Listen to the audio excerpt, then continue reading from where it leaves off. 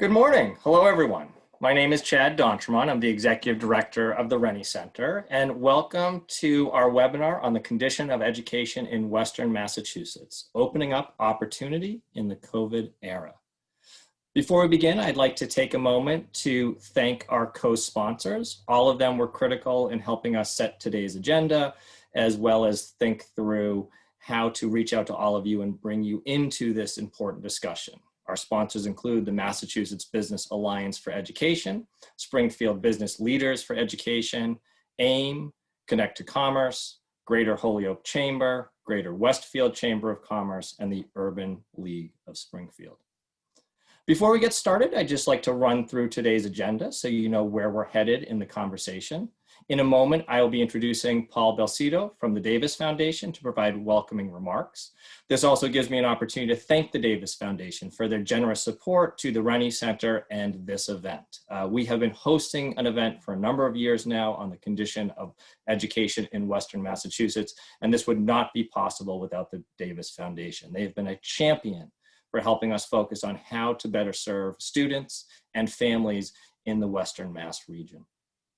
Following Paul's remarks, we'll introduce our topic for today, looking at how to respond to learning in the COVID era and featuring successes that are taking place that we need to share. We'll present research to back up those conclusions and then shift to a panel discussion with leaders from the Western Mass region to talk about the work that they're doing.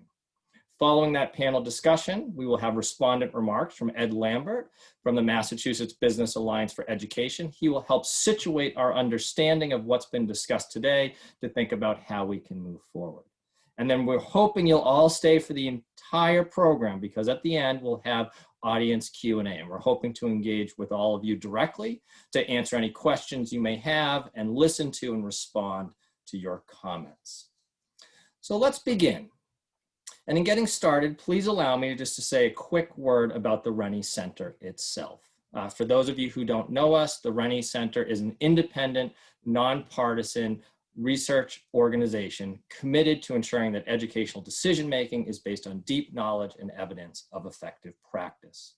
We do not advocate for specific reforms, but rather try to ensure that constructive dialogue and conversation leads to improvements for all children, youth, families, and communities throughout Massachusetts.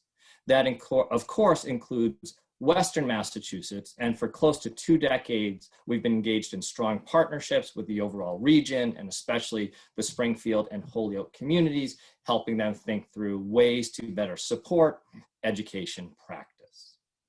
And with that, I'd like to bring in and begin an introduction for our first speaker. Please allow me to introduce Paul Belcito, the Executive Director for the Davis Foundation. Before coming to Davis, Paul was at the Hanover Insurance Group in Worcester, where he was the president of their foundation. He placed a special emphasis on programs designed to strengthen schools and propel youth to higher levels of success. One of his signature initiatives included supporting the advancement via individualized determination, or AVID, college readiness program in Worcester Public Schools, and that experience makes him the perfect speaker to join us today. Paul, thank you for being here. We will look forward to listening to you. Good morning and welcome. Thank you, Chad, for kicking us off this morning and for you and your team's leadership in driving this important conversation here in Western Mass.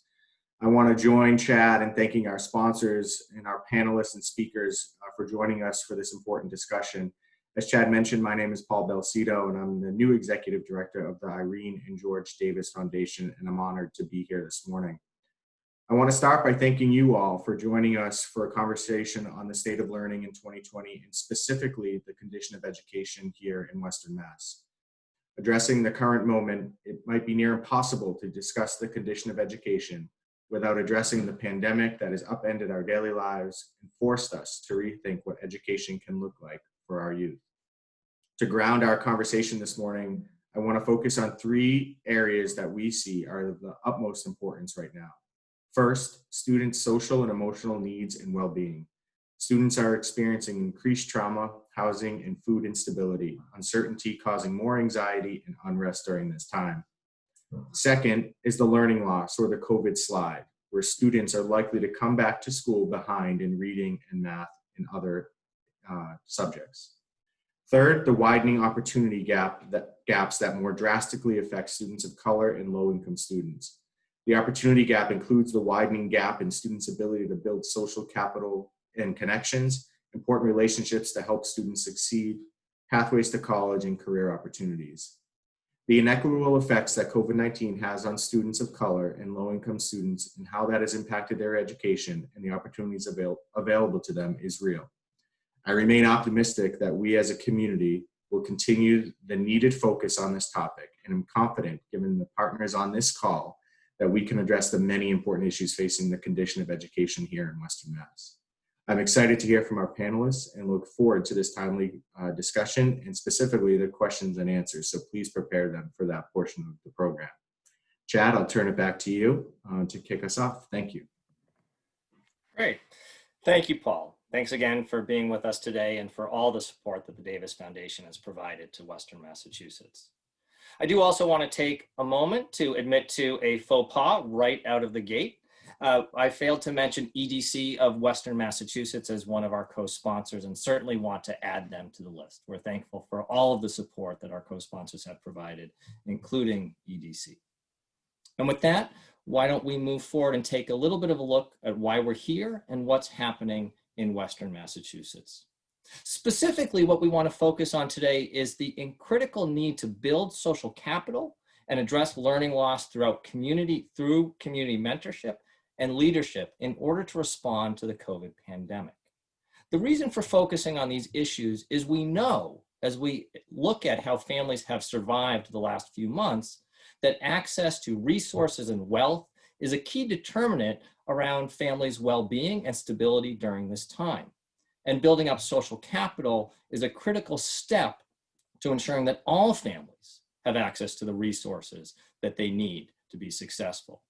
In addition, we know one of the critical challenges facing our educational system as more and more students learn remotely or through hybrid models is to make sure that they can keep up in their learning and not suffer loss. This certainly means academic learning, but as Paul just pointed out, it also means building strong social and emotional relationships and attending to students' full growth, development, and well-being. And finally, we think that the way to do this is to build strong connections throughout the community, to connect children and youth to adults, to peers, to role models that give them a sense of where they want to go and provide support in how they can manage their learning right now. And that happens through mentorship, as well as leadership. As we dive into thinking about how to respond right now to the COVID era, there's an important point to make, and that's that these opportunity gaps that we're facing, the challenges that students and schools may have always existed.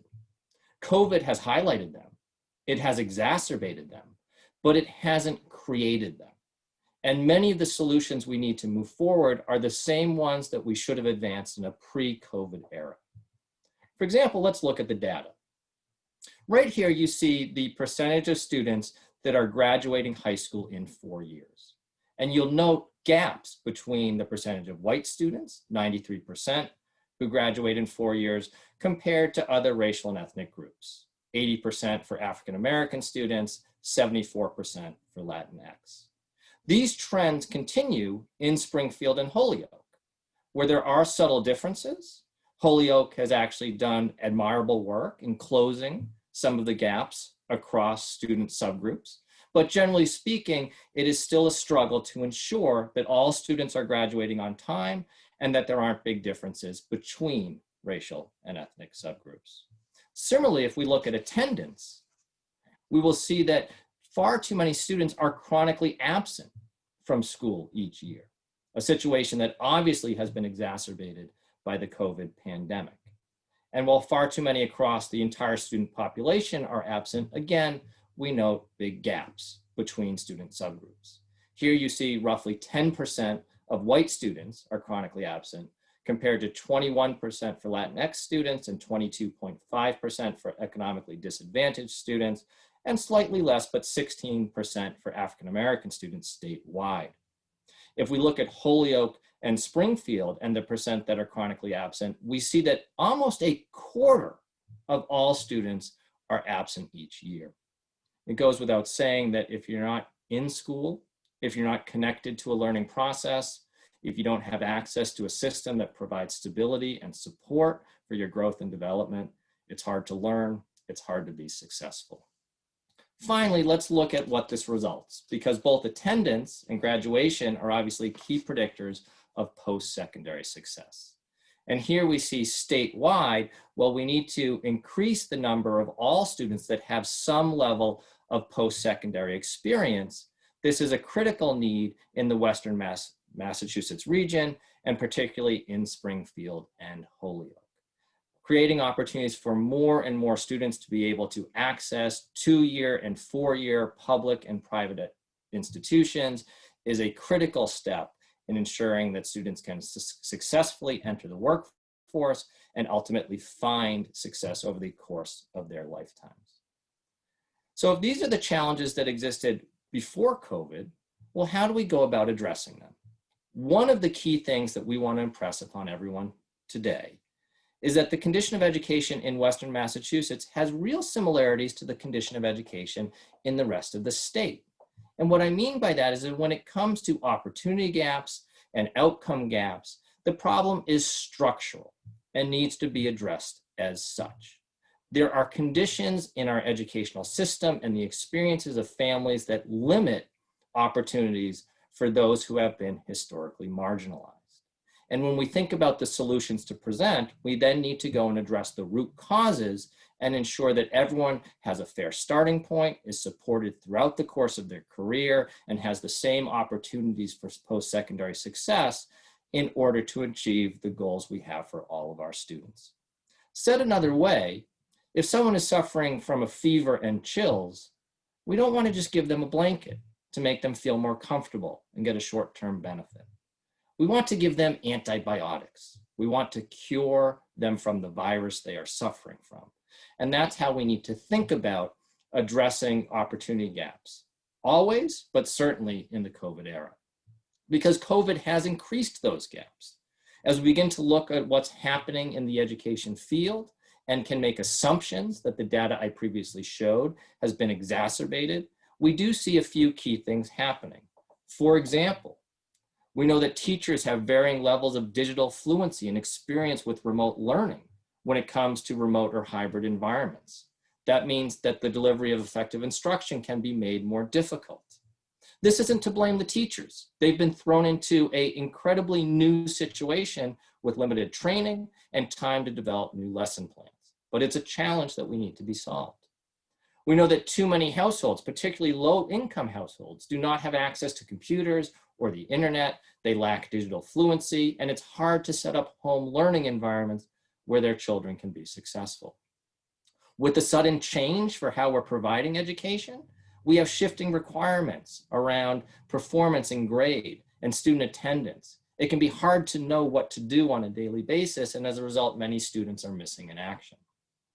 And finally, as Paul pointed out at the beginning of this conversation, we know that distance learning, as we try to get it set up to address students' academic needs, often struggles to meet the fuller needs that schools provide to all students and families. This certainly includes social and emotional learning, but we need to step back and remember that schools also are critical to providing food service to students, often connecting them to social services and physical and mental health care, having a place for families to come to seek guidance and support. And when we remove daily connection between families and schools, it becomes harder to provide those things. And so while data is lacking right now on the specific effect of COVID on our educational system, when we know that there were gaps previously, and we know that COVID has made learning harder, it's not risky to reach the conclusion that the opportunity gaps have probably widened and learning has become far more challenging. So what do we do about this? Well, research does tell us that there's ways to increase student engagement in order to make learning more successful, even in remote and hybrid experiences. This means starting with having a person on the ground to support learning and motivation. This could be a parent, a sibling, a neighbor, a caregiver. Well, ideally that happens through a face-to-face in-person interaction. Certainly in a remote learning environment, We can set up conversations where there are check-ins and support provided outside of academic learning to make sure students feel like they're being motivated and fully supported. Through that, we also need to make sure, regardless how learning is taking place, that students have access to rigorous grade level content, that we don't undermine or lessen the expectations around learning because it has been made more difficult. We continue to set high expectations and then do the hard work of making sure that everyone can reach them. But in trying to make sure that learning is rigorous, we also need to take further steps to personalizing instruction. So students recognize their passions, their interests, their strengths, and certainly their needs in the educational program that they're being provided. One of the silver linings of remote learning right now is it actually is opening up opportunities to better customize the educational program that each individual child faces. And we can build on this knowledge to make sure that personalized learning stays at the forefront of educational strategies as we hopefully return to in-person instruction. We also need to know that we shouldn't expect schools, students, and families to do this alone. So much of what goes into building personal relationships, making sure that learning is rigorous and personalizing it, can come through community partnerships where students are actively engaged in mentorship, internships, summer learning, and summer jobs, that there's a web of activity and services throughout a community that is attentive to students' growth and development. And finally, we need to remember that schools should prioritize the connection with students and families, especially right now, that they need voice and agency to be part of developing the plan of action, both in this moment and beyond, so we're all on the same page as how to move forward. This is different than simply conducting outreach and communicating what you're doing. It's making sure that everyone is part of a collaborative process of working together. When you look at all these strategies and bring them into a comprehensive understanding, what this tells us is that relationships are the bedrock of support. In times of difficulty in education, we often go immediately to academics because that's what we think schools are all about. But schools do so much more than that. And we actually know that being attentive to the whole child is necessary to get better academic performance. If students don't feel safe, if they're not in stable environments, if they don't feel supported, if they don't have a sense of where they're going, they won't learn. It's as simple as that. Relationships come first, and they produce the outcomes that we want to see. So what are our action steps? At the Rennie Center, we've outlined 3. The first is to take steps to address trauma.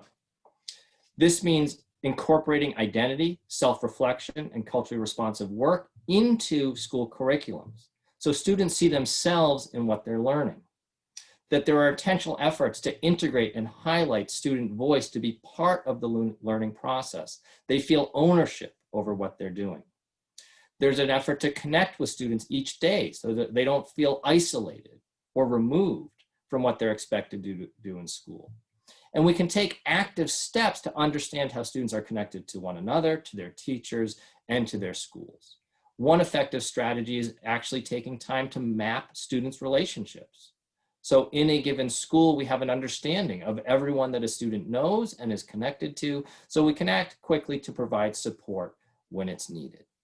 Given what is happening right now in the world, the COVID pandemic, and beyond that, the reckoning with racial violence and oppression, being mindful of what students are experiencing and being as proactive as possible to take steps to address that trauma is critically important to getting them to a place where they can learn. Next, we want to look at addressing learning loss specifically.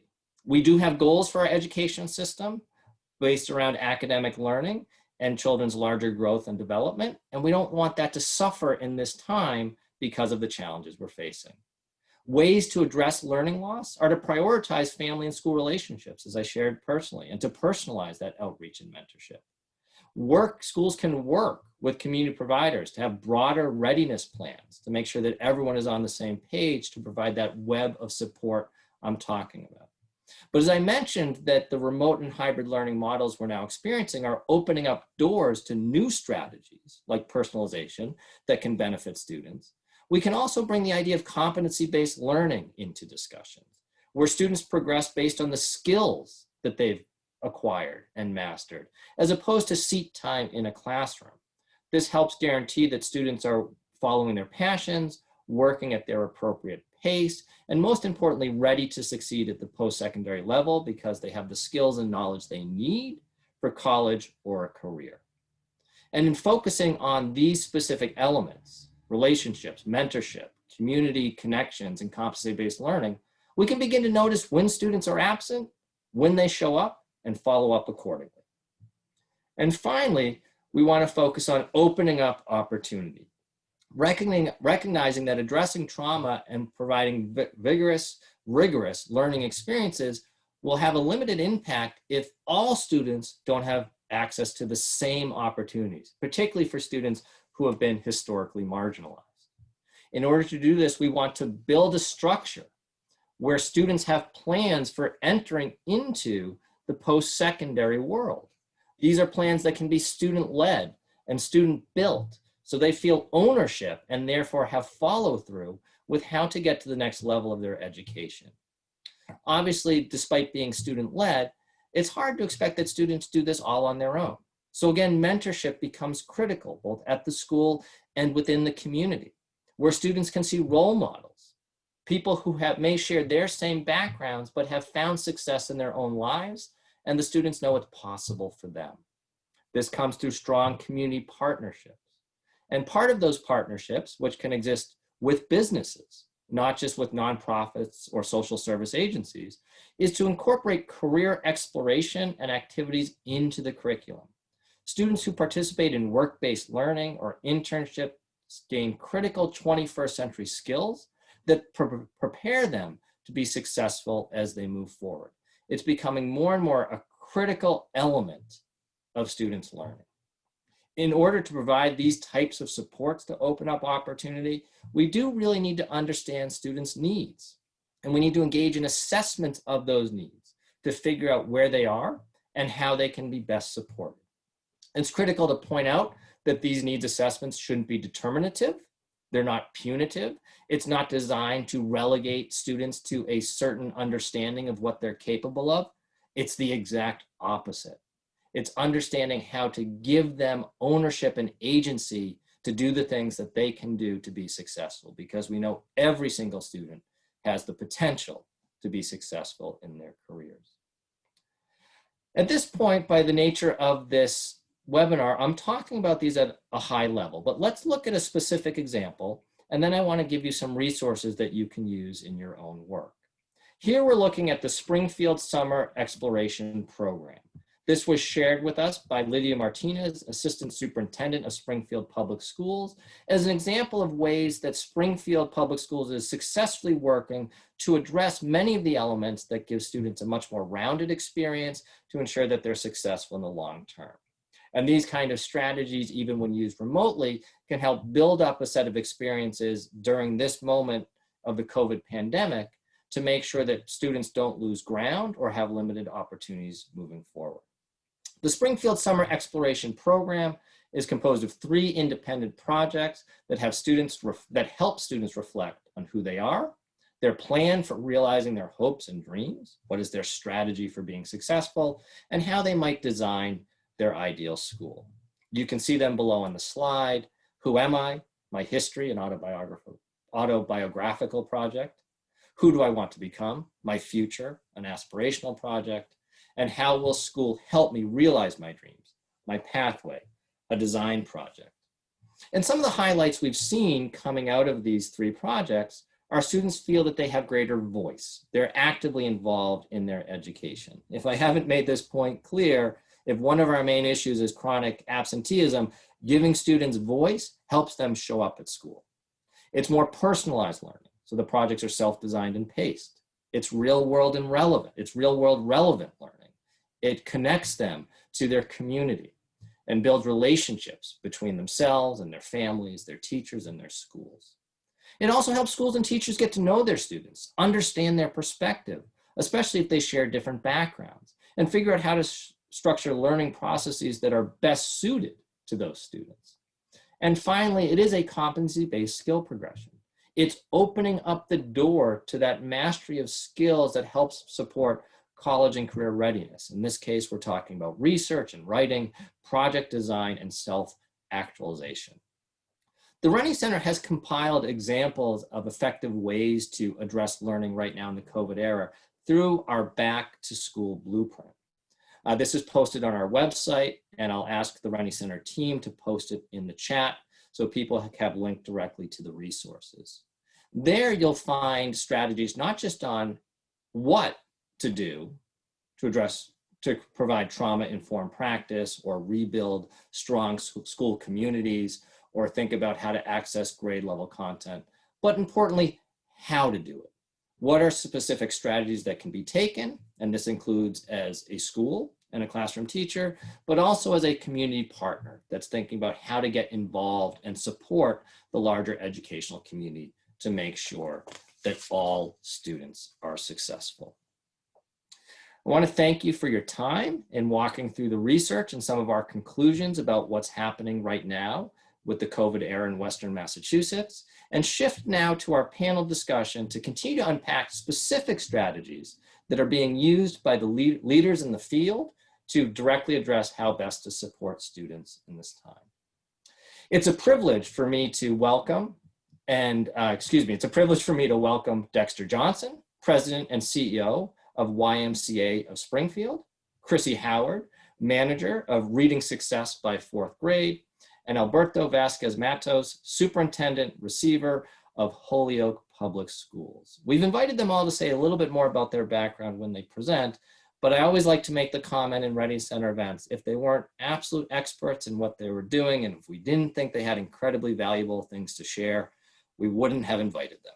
And we hope you will trust us in that decision because we have a lot to learn from these three speakers.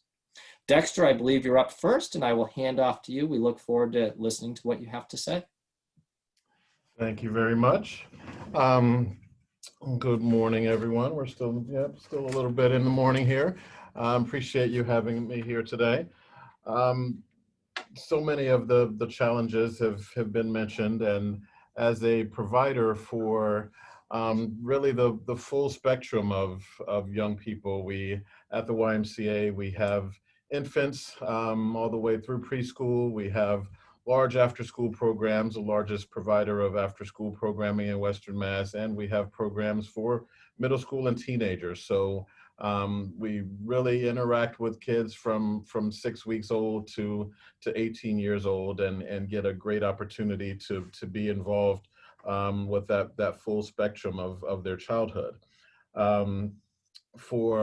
For me personally, a few years ago, I can recall sitting on the panel and really having a great discussion about how important collaboration was and our big focus on collaboration. We had just begun a preschool expansion program where it was a great partnership with 3 community agencies and the Springfield Public School System, and it was just really doing great things at the time, great opportunity to make sure that we were really showing how to prepare preschoolers for kindergarten. So when they stepped into kindergarten, there was no gap.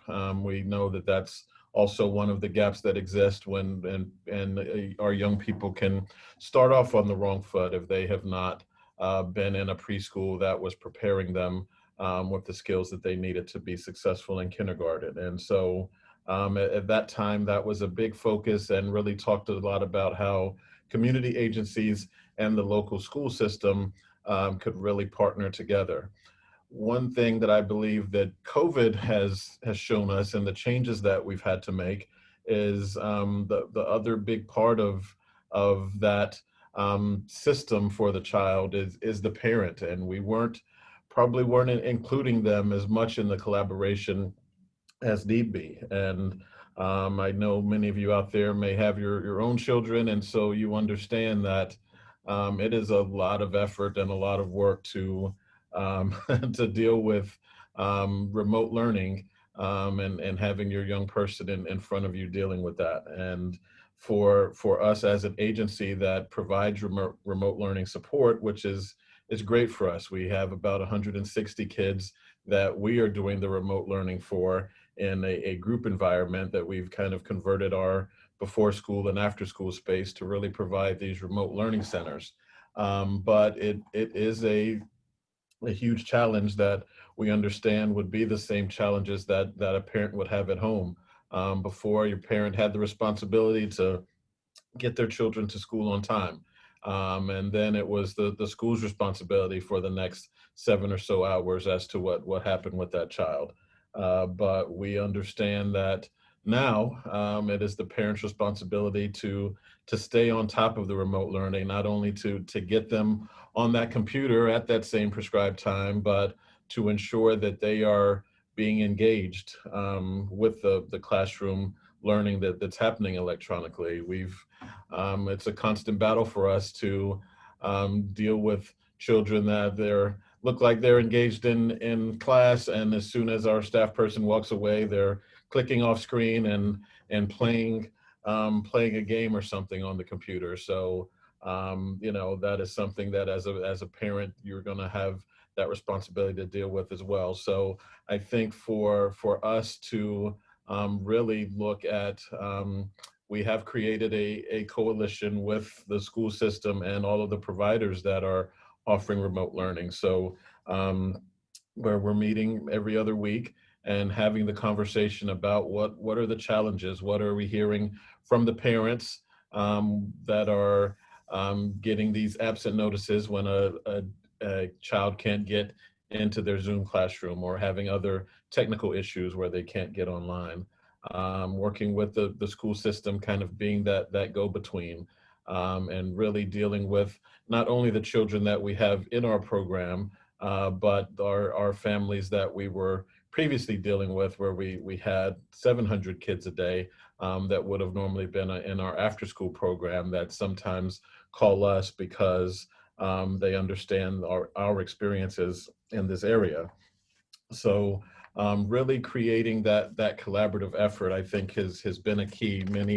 Many of the challenges that a parent's going to go through at home, and all of the providers are going through, were all very similar.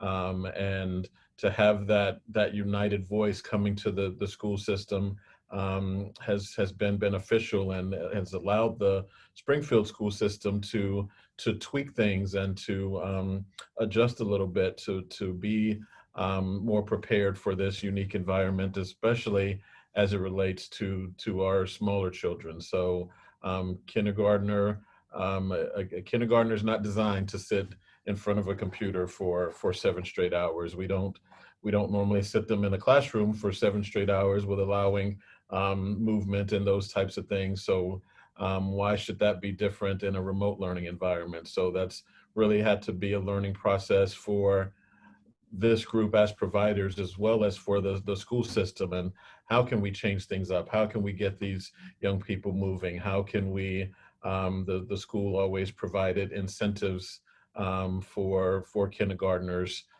for getting work done and things like that. How can we make sure that those things are still happening even in a remote environment, whether that remote environment is one-on-one with their parent at home or with us in a group environment? And so that key for us, it's great when you have a school system that through all that they're going through, and I know that's a massive undertaking for an entire school system to make changes like that, but they've been great to work with.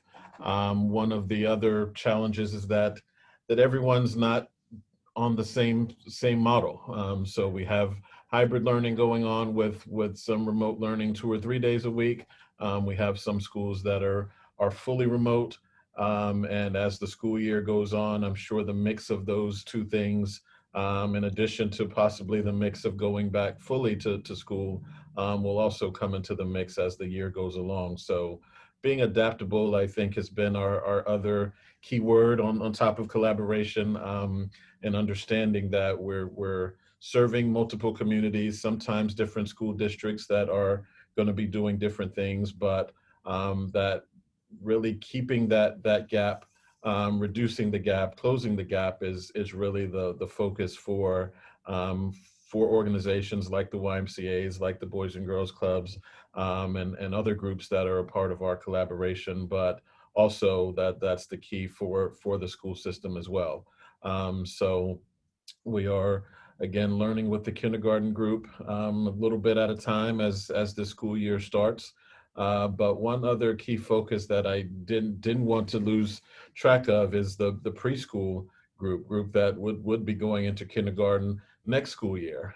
So right now, preschool enrollment is down. It's down significantly, even not just based on the limits put on by COVID, but just the fact that many parents are out of work and therefore are keeping their children at home instead of sending them to a preschool learning environment. And so it gets to the old battle: is it childcare or is it preschool? And we fully function and operate ourselves as we're kind of the beginning of that education. It is preschool, it is prepping them for school, but understandably, if parents not working, then paying for preschool isn't something that's usually going to be an option. And the challenge there is that the learning that would have been happening in a preschool environment, and kind of where we have our curriculum lined up with what the school is going to expect for them as a kindergartner, those things aren't necessarily going to be happening at home, in a home environment. So I think as this year goes along, and understanding that probably more kids are going to go into kindergarten without preschool access the year before than in our recent history, I think that gets back to that collaborative nature of, well, how do we reach into the home and ensure that even if a child is not enrolled in a licensed preschool somewhere, that they are getting the learning and building, creating those building blocks for their kindergarten education as it approaches. So, a huge component to try to make sure that they're off to a solid start. But we also don't want to forget the other end of the spectrum with the older kids, the kids that are in middle school and high school, that sure, they are capable of handling themselves, and they're usually very tech savvy and prepared from that angle. But it is a group that also needs that social and emotional engagement also.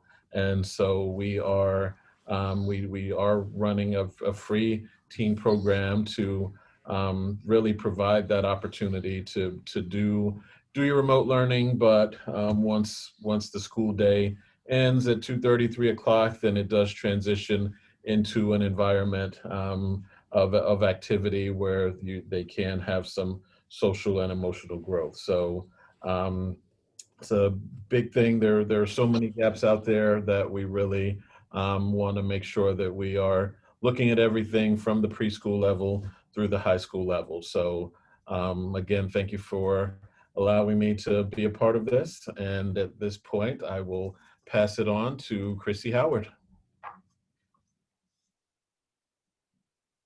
Hello, thank you, and good morning. Thanks, Dexter. So your comments really resonate with me and a lot of our work as well.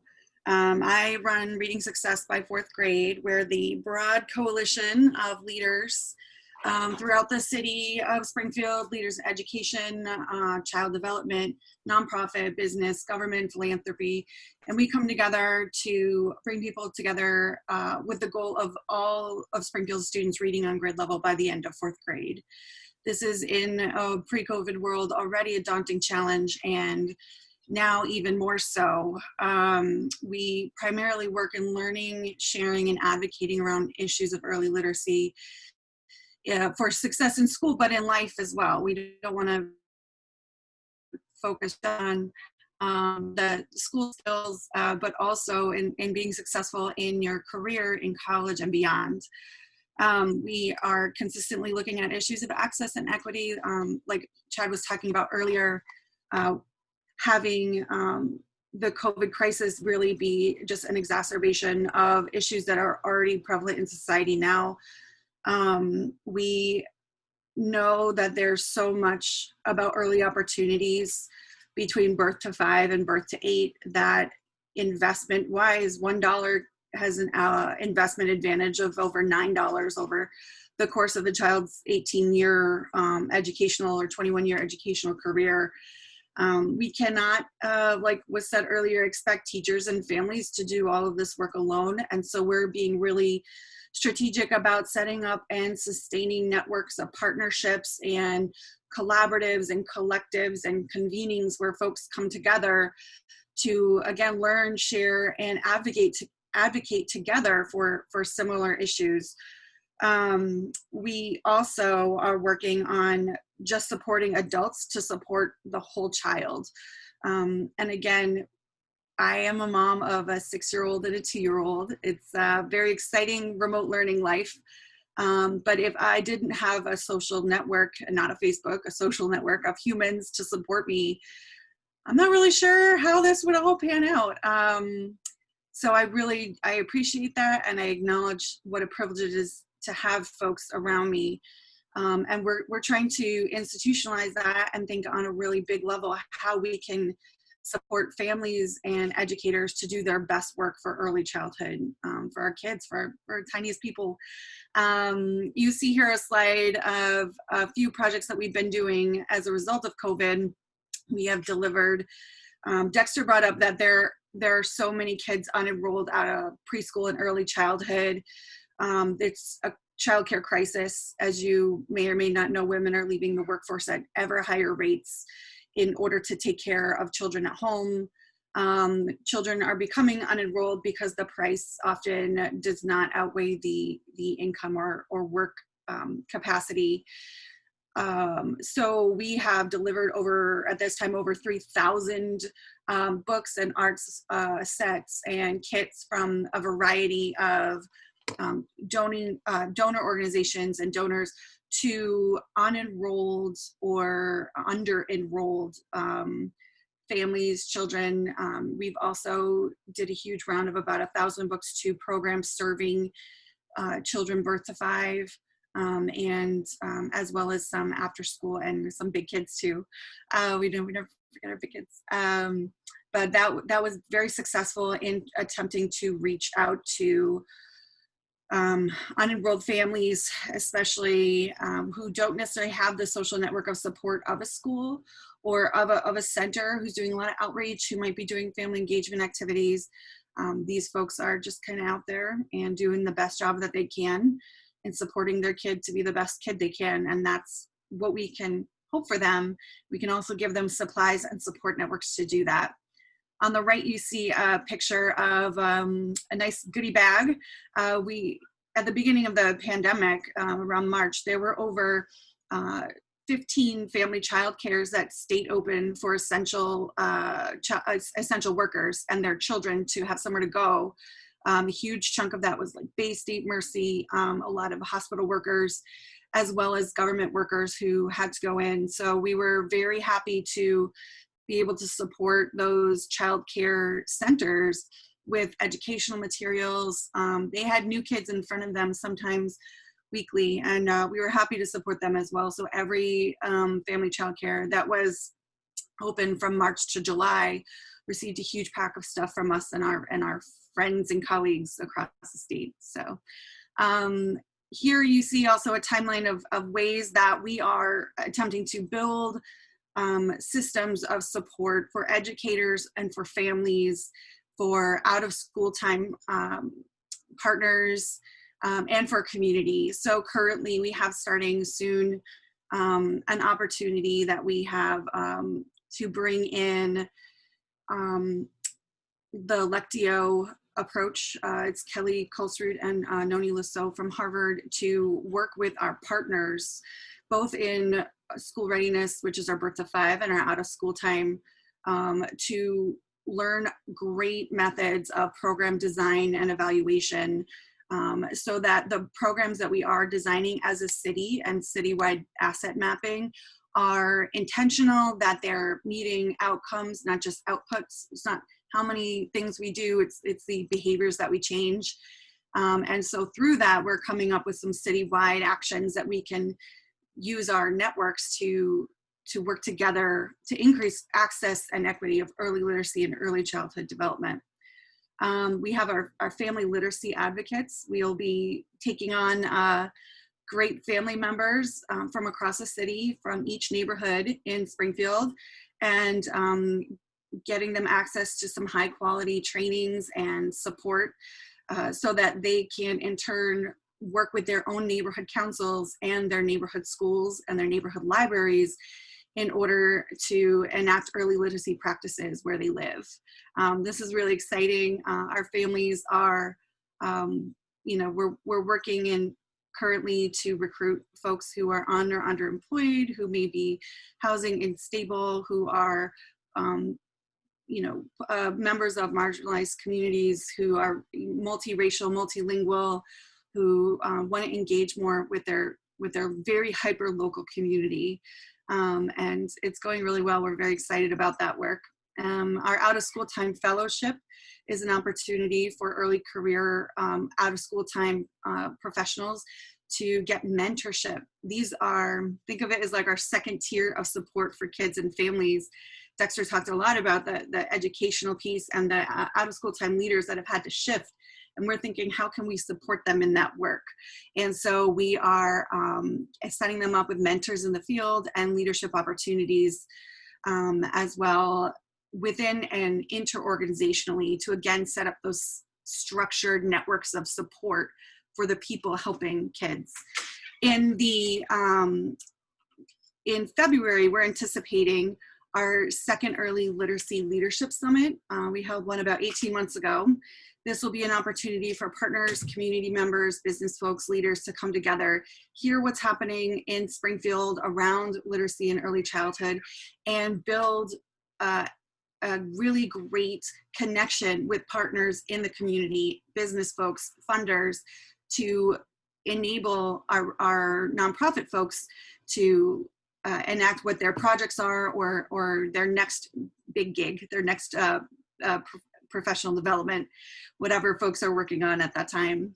We'll be holding in March a conference for early childhood professionals. This has never been done before in the city, but we're setting aside an entire day just for educators of birth to 5 through family child cares, group centers, preschools, public and private, partnering with the schools and many other organizations in the city to prioritize early childhood and make space for an increase in access to a high quality training and doing it cross organization. It should be really fun and educational.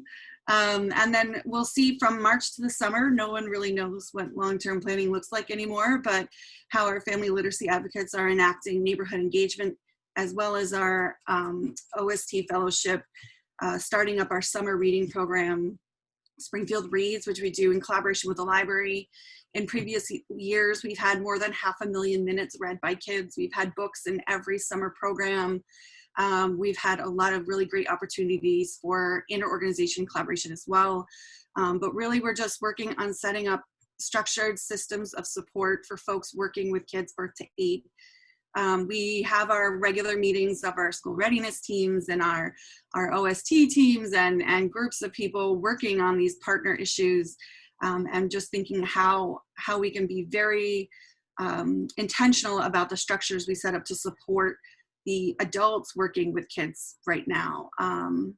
Again, it's really about relationships and about building connections and then sustaining them. And that's why we try to plan out ahead as much as we can to have that sustainability piece. It's nice to meet people. It's nice to say, hey, y'all, this is great. But to really have a sustained opportunity to work with the same people over time is what builds those bonds of resiliency. And that's what we're trying to do for the grownups working with kids. So thank you so much. I think our next panelist, Dr. Alberto Vasquez Matos. Can't wait to hear from you. Thank you, Chrissy. Some exciting stuff that you presented. Again, Alberto Vasquez Matos, proud superintendent of schools and receiver for Holyoke Public Schools. And thank you for inviting me for this opportunity to kind of talk about the work that's going on in Holyoke as it relates to this new academic year, a very non-traditional academic year, and the work that has been going on at Holyoke Public Schools. So, coming on board in July, I had the task of working with the community as well as HPS staff on really creating a return to school plan that was intentional and meaningful, and making sure that it meets all of our stakeholders, especially our students and families that we serve every single day. And we guided the work around four district priorities around instructional leadership, management and operations, family and community engagement, and professional culture. And that really was all focused on making sure that we address all the variables that are needed in order to address the needs of the whole child through a lens of equity. And so we embarked on this return to school plan and making sure our students have the resources and needs and meet their needs, both academically, socially, emotionally, but as well as meeting the needs of our teachers and instructional support staff. And so we were very intentional of making sure that our plan not only addresses high quality teaching and learning, whether it is remote learning or whether it's in-person learning, but as well as also making sure that there is what I call a student engagement component to our plan, and reflecting on the lessons learned from the spring semester as it relates to student engagement and challenges that families and students face in remote learning, as well as what did the teachers experience as districts had to shift very quickly because of the pandemic. And so one of the things that I did learn is actually making sure that all our families have a device and connectivity to be able to be engaged in the lessons that teachers will be providing in a virtual setting, or whether it's a hybrid setting. And so we were very intentional making sure that our little ones all have iPads, and then all of our other grades have a device. So understanding the context and the urban context of Holyoke, a device per family was not going to work. And so we had to reallocate resources to making sure our students have access, all students have access to a device. We were also intentional of making sure that all our staff, including the support staff, paras, teachers, guidance counselors, and social workers, all have also devices, because one of the things that I was clear as an expectation around the district is that every student needs to be connected to a caring adult, and that does not mean just the teacher. It can be the para, it can be a social worker, it can be a guidance counselor, but that every student is connected to a caring adult that's going to check in on a weekly, sometimes even daily basis, and making sure and asking the question, are you okay? How can we help? So that we can track our attendance and engagement data. And so making sure that, knowing that in the spring, attendance and engagement data was very low, we are now at an 85 to 90% attendance district-wide, understanding that most of our students are remote learners, but we do have some in-person students that are participating. And we kicked off this learning plan, bringing back what we call Cohort C, which is our most vulnerable population of students. And we have approximately anywhere between 500, we're going possibly to 600 students attending in-person learning for part of the week. And there is a qualification for the Cohort C model, which are K to 12 students who need to either be in a substantially separate special education program, students who are identified as a level 1 English learner, or or students who are participating in our career vocational technical education are participating in education in person. And so we've kind of modeled that out, and with the goal of actually introducing more students safely and responsibly.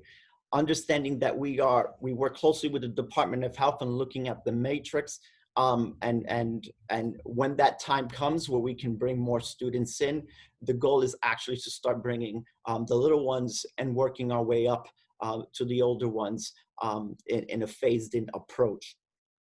I also had the opportunity to do a call of action with our community partners, understanding that there was a need coming from the families as it relates to, how do I navigate this? How do I find the supports that I cannot provide at home as it relates to virtual learning? And so we, in my presentation to the community partners, and allowing them to ask questions around the Return to Learn plan, we have also launched what we call learning pods throughout the city in partnerships with our community partners. And so working with the YMCA, the Boys and Girls Club, as well as Girls Inc. And Homework House, we were able to launch community learning pods for our students in partnerships with those community partners throughout the city for our families to have access to. We provide the instruction, the resources, and the meals. They provide the space and the staff to support the students in their remote learning. We are also ready to launch a learning center for our high school students next week, where we will be able to allow several students to come in during the week to get the additional support needed as it relates to learning in a remote setting. Understanding that this is a new way of learning for all of us, including myself. We are constantly having many conversations, as well as making sure that the communications and resources are available to our families and staff. And so we revamped our website and making sure there are tutorial videos bilingual in Spanish and English. There are weekly communications coming from me, what they call Dr. Vasquez top 3 questions, just to continue to connect with families and the community, but also making sure that I am addressing all of their questions and concerns that families may have. And so, however, it's still in the forefront of making sure that that we check in with our families and we check in with our students as it relates to kind of the social emotional needs. And so we are making sure that working with other community partners, making sure that those needs are met as well, and providing counselors, guidance services, or referrals to other agencies that may need, as well as for our staff, and making sure that we also demonstrate a level of empathy and grace as we lead the district during these difficult times.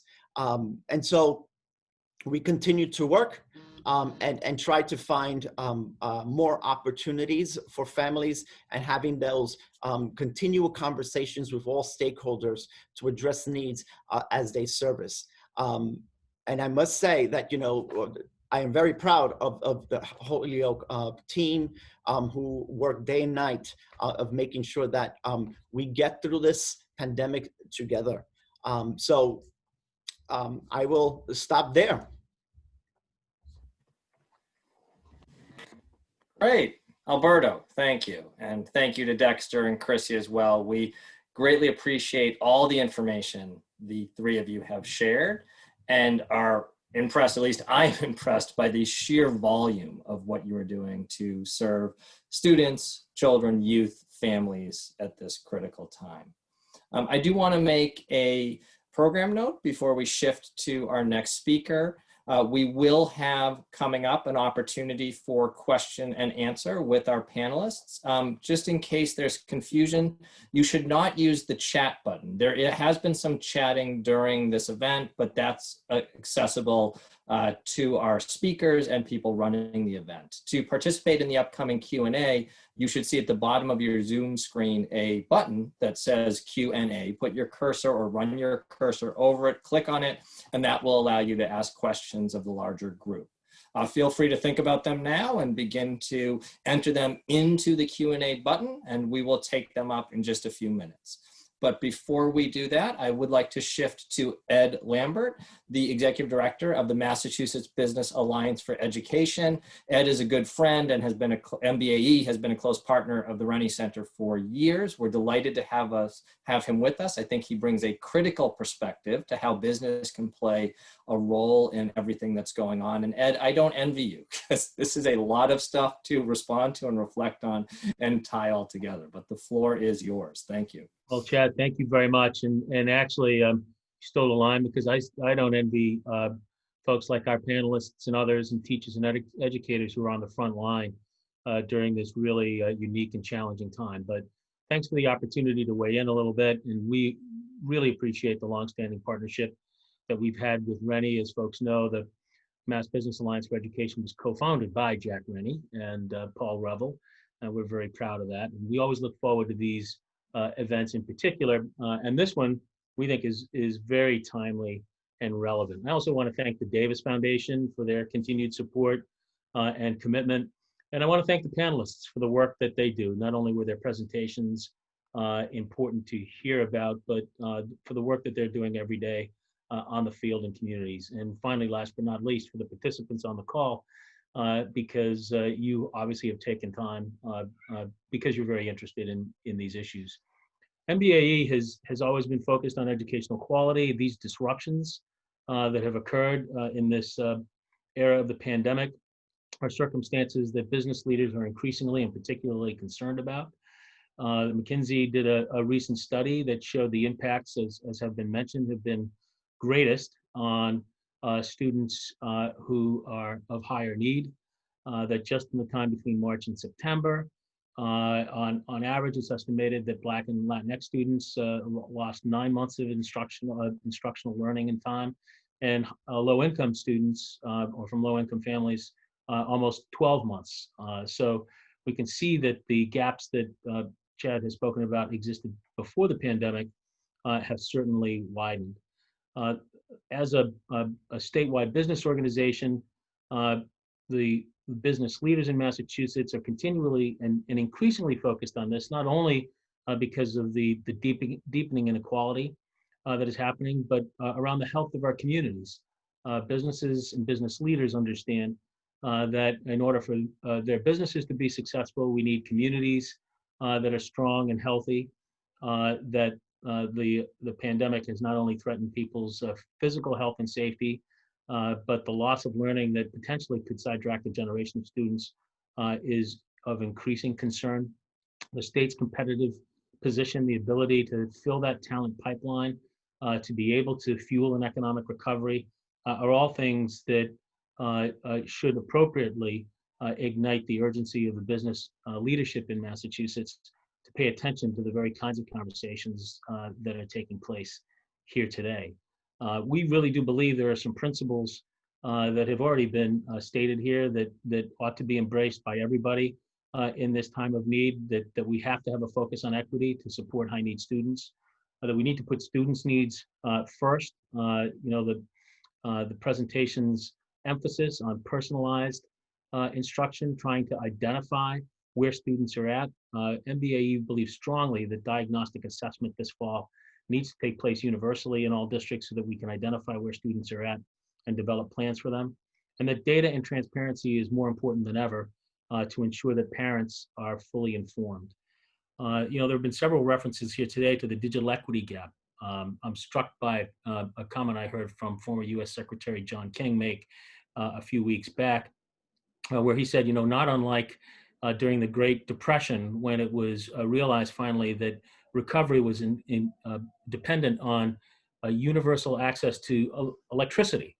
that the lack of devices and connectivity and what that means in this immediate moment, but also longer term for opportunity and homework gaps, calls that to be immediately addressed in this particular time.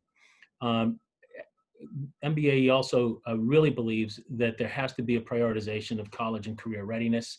I heard some great comments today from Dexter and others about what will this mean for kindergartners in the following year or two who have not had access to early childhood programs. And you know, on the edges of the K through 12 system, there ought to be some cause for some real concern and urgency in 3 and 4 and 5-year-olds, but also for those students who are approaching the end of their K through 12 career and what this disruption might mean in terms of their college pathways and their career pathways. We're finding nationally a recognition that skill sets and the skill needs for employers are going to change very quickly and probably in longstanding ways relative to this pandemic, that there will be a greater emphasis on the need for students in STEM to graduate in STEM fields and in IT to do more with digital literacy and expand computer science instruction. So all of that, and then this part of where I think business leadership is more often likely to embrace educational reforms and is interspersed throughout both Chad's presentation and what I heard from each of the panelists, and that's innovation and flexibility. That this is a moment that really calls for us to think outside the box as to how we can address student needs, to do that in a way that is holistic for students. And so we certainly think that there's an awful lot of synergy between the work that MBAE has done, the research that, that Rennie has done. Our organization did a project this spring creating a database to compare the remote learning plans of districts across the Commonwealth. And as one might understand, we saw a significant amount of variation from one district to the next. We saw, according to a DESE survey, 15% of students statewide without a device. We know that those numbers were much higher in some urban areas, although here's where I do want to give a shout out to both Springfield and Holyoke. Springfield very proactively worked very hard on the device issue, and as did Holyoke. And in fact, Holyoke gets called out repeatedly in a positive way for a lot of what the school district and the municipality did to create connectivity and Wi-Fi opportunities for students as well. So, you know, this project that we did in the spring, we're carrying through in the fall, creating a new database that looks a little bit differently at a much broader swath of districts, about 120. And in looking at that, we're finding some issues that one might expect would start to pop up. There's been a lot of public attention in the last couple of weeks about instructional time per se. And Chad mentioned this idea of moving to competency-based instruction, which has long been a tenet of business leadership in Massachusetts, rather than seat time. By the same token, we also need to make sure that kids do have at least some minimum amounts of instructional time and that there is some attention paid to rigor. Interestingly enough, our neighboring state of Rhode Island required that when districts were submitting their plans to the state for hybrid and remote learning, that they had to specify exactly how each of those plans met the same rigor that an full in-person instructional plan would meet. And so we think that those kinds of things, maintaining high expectations, are important, but also doing it in a way, as Dr. Vasquez Matos suggested, because I like the word, with grace and understanding. MBAE feels strongly that there needs to be fall assessments and continued assessment throughout the year, including MCAS, not for the purposes of accountability per se. You know, this is a time when we all have to look at data with a different lens and how we use it, but to ensure that we're getting real-time information about where students are at and setting an example of the high standards that there need to be. I really appreciated what I heard from each of the speakers. Dexter, the work that the YMCA and others do to try to be the glue in the community to keep those collaborative efforts together, I think is really important. The Reading Success Program, you can't overstate enough how important that effort is. The real concern that we have for younger learners, and I have a 7-year-old remote learner at home, how disruptive is this to some of the foundational aspects of future student success? And so promoting reading in any way we can through collaborative efforts is really important. And again, my hat's off to the superintendent in Holyoke and superintendents and teachers everywhere for some of the heroic acts that we've seen happen. Let me just close by saying, I think the themes, as everyone has heard, the words that I have heard here over and over again are the need for collaboration, adaptation, innovation, maintenance of high standards. And I think as the Condition of Education report very appropriately suggests, that we can merge and marry meeting the social emotional needs of students and having others in the community, in particular business leaders, find ways through mentorships, internships, and others to ensure that we start to close opportunity gaps. These gaps have had a harsh spotlight shown on them during the pandemic. And this would be a great opportunity for us to decide that we can't just return to normal, but we should return to better. And so we look forward to the conversation, and I really appreciate the opportunity to be here with you all today. Thank you, Ed. I appreciate your remarks and for tying everything together so eloquently.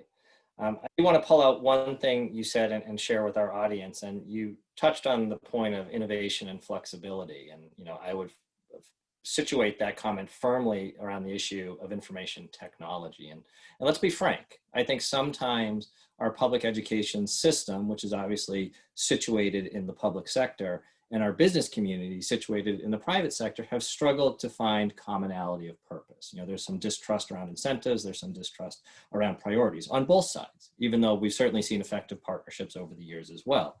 And I think we're realizing as technology becomes centered in our learning experience, not just right now because we need to connect students and families to schools remotely, but because it's become a fundamental part of our life. I think we've shifted from the notion that technology is a tool to technology is almost a basic need that we all have. That's going to depend on schools and business working together collaboratively, because the technological sector in the business community is where those resources are coming from. And I think we need to think critically about that. And this moment has made that readily apparent. I'd like to shift to our panel, back to our panel and Q&A. Just a friendly reminder to all of our panelists, please turn on your camera and monitor your mute button. To our participants, our attendees, please again use that Q&A button. I see questions already coming in, one at the top from John Carter, and I'll do my best to work through them.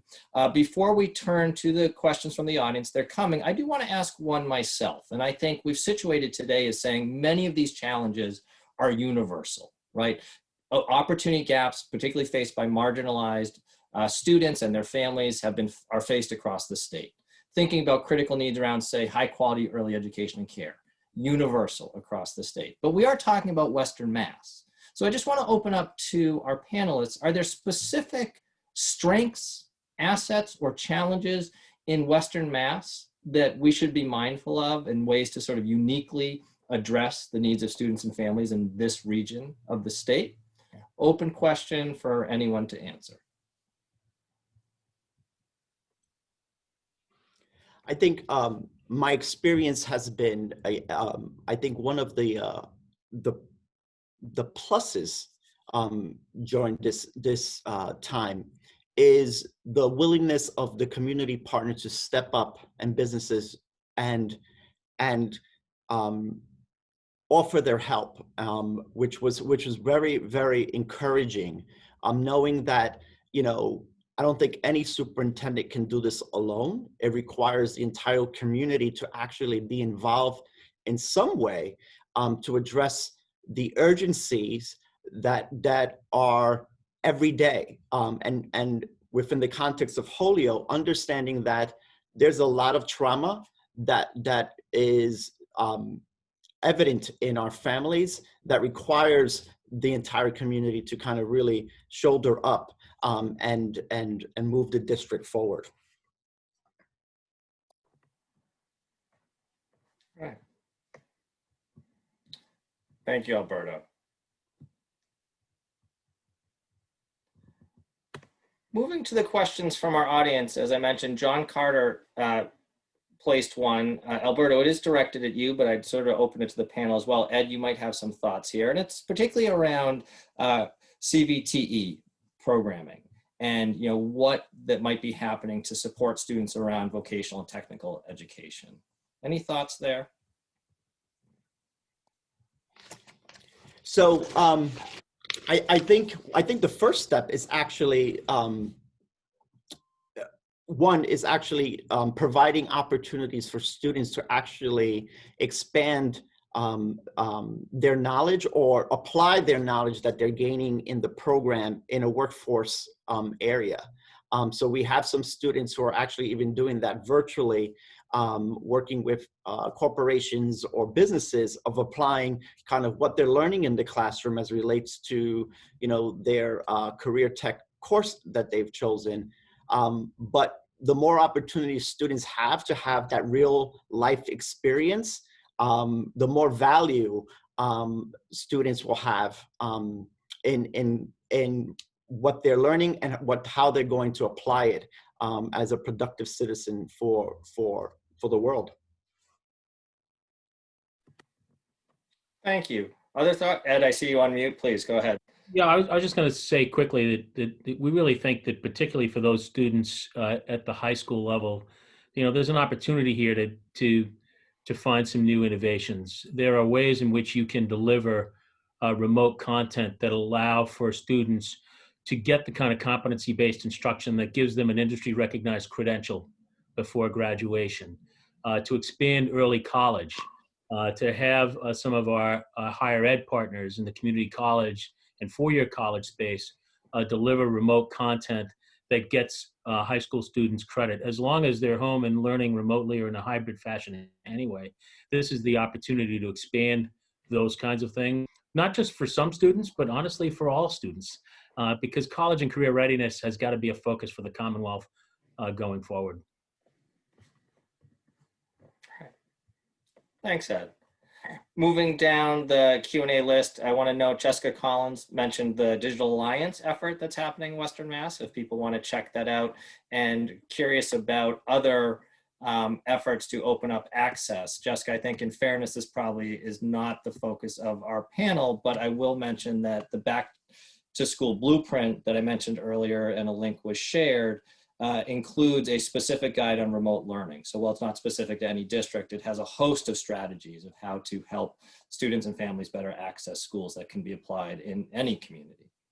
Chrissy, I'm going to come to you. John Davis sort of posts a question about how do we take action around poor reading and writing skills. Now, obviously, you've already given us a ton of ideas, but maybe let me tweak this a little bit. Do you have any thoughts on sort of scalability, meaning sort of how do we make sure that addressing reading isn't just happening program by program, but it's a universal effort that we're all recognizing as a critical need for students? So I'm a former preschool teacher. I was an elementary teacher. I've been a reading instructional coach and a principal. So I could tell you all day about different ways of teaching and how different types of things are important in different places. But I think the scalability issue comes to light when you talk about the affordability of this training, that it is a collegiate level training that many of our teachers have not had in their college experience. And so we're partnering currently with a few, Springfield's great, a lot of higher ed places around here, 5 colleges are local in Western Mass, about the opportunity for a potential micro credential in science of reading or Orton Gillingham type of model, where early educators from birth to 5 could take a few pieces. Some would be scholarship based, just take bite-sized chunks of this big understanding of teaching reading, at least to form a solid foundation in all, so at least, our birth to 5 folks are getting some of the same information. Springfield's done a lot already working on a citywide preschool curriculum, big day for pre-K.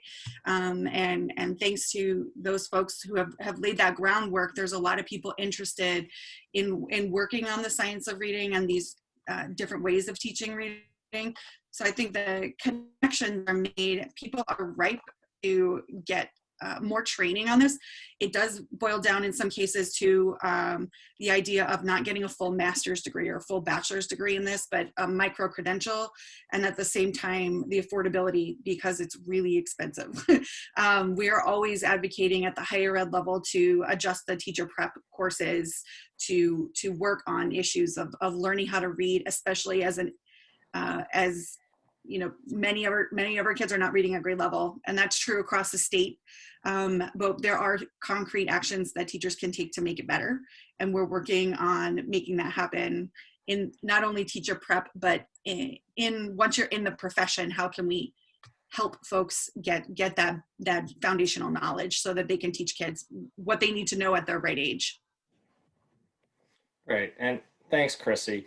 Dexter, I'm going to bring this question to you, but with a tweak, so I can open it up to more align with what's happening at the YMCA. And one of the things I heard from Chrissy is that alignment means there's so much happening in early education programs and specific nonprofits, like the work that Chrissy leads, like in the public schools. It's hard to get it all aligned. And if we're not all aware of what each other is doing and working in the same direction, we blunt the impact of our efforts. So Dexter, coming to you, the question is, can you also comment on, how you've effectively worked with public schools and built strong partnerships to make sure that your efforts and their efforts are becoming greater than the sum of their parts? The sum is greater than the parts. Gotcha. So I think there's kind of two parts. So one is kind of going back to that, something Alberto said, of just that history of the groups wanting to be a part of it. And so through reading initiatives, through some previously funded programs, through some coalitions that the Davis Foundation put together, the groups have an established relationship already. And so, but remote learning was new, was something different. And there was the tendency, okay, well, you just go and attack the problem. And I think we all started down a road to just figure out how this works for us. And it took some realization. Two of us, me, myself, and a provider from the Boys and Girls Club were having the conversation about it. And it was, well, if we're having this conversation, and where's Square One, and where's the other Boys and Girls Club, and the realization that this couldn't just be built on the relationship that the two of us had, that this really needed to be one of those system-wide things. And so, we have a great relationship with Lydia Martinez. And so it was a phone call to Lydia of what we were trying to put together with all of the larger providers of childcare, which we figured would transition to the largest providers of remote learning. And it was a crazy time, of course, getting ready for school to start, but they were 100% on board. And it really, we as providers have to rely on the school, the school group being on board, because they're the one common denominator in all of it. We're all serving kids that are in different ways, but are all going back to that school district.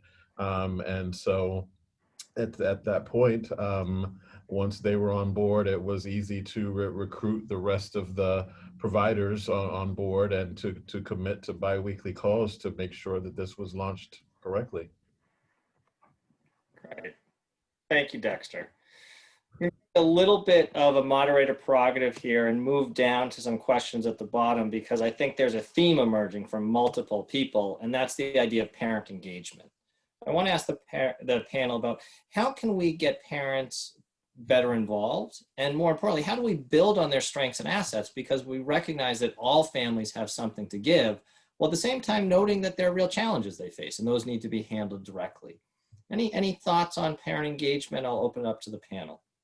I think there's a lot to be said about our time. I say our because I am a parent of young children in Springfield. I think that there's a lot of different reasons that time is an issue. Multiple studies have been done of multiple types of people. And yes, in fact, all parents do care about their children.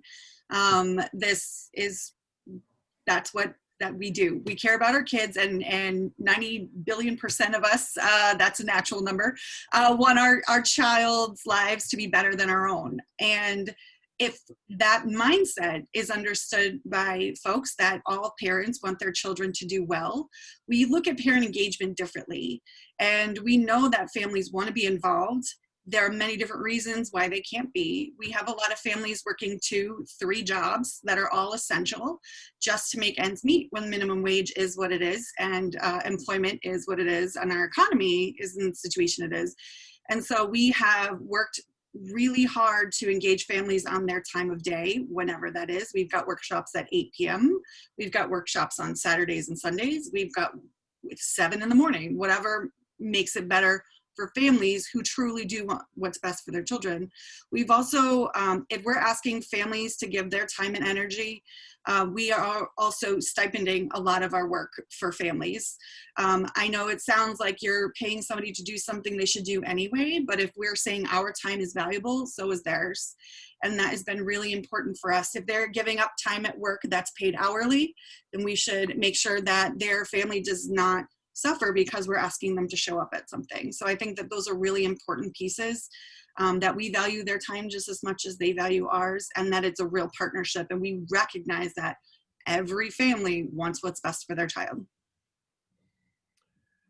Yes, and I'll add to that. We were having a conversation about parent engagement, and you know, the school system created a kind of a how-to when remote learning was going to kick off for the year, and it was very much about the logistics. How do you sign into the system, and those kinds of things that were obviously crucial to get started.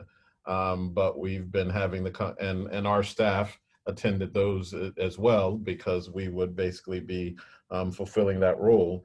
But